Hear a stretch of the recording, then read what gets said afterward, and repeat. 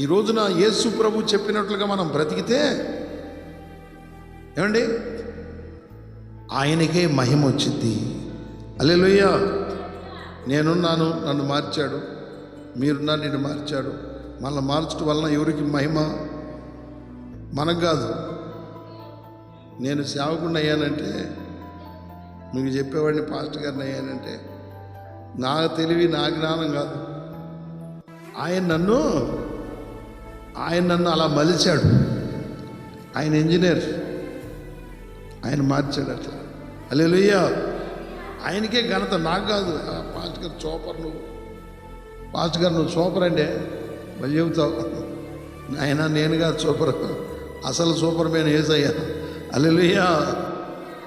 ఆయన నన్ను ఏం చేశాడు? మలిచాడు. నన్ను ఆయన రూపులోకి నన్ను తయారు చేసి, అలా ఎక్కడో దిక్కుమాలిన పనికిరానుండి, పాపిష్టుడిని, దేనికి ఎన్నిక లేనివాడిని, నీచుడిని, తృణీకరించబడినవాడిని. ఆయన ఏం చేశాడు?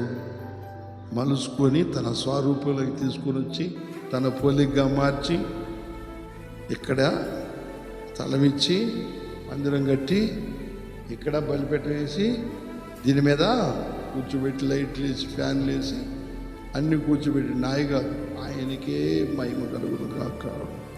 హల్లెలూయా.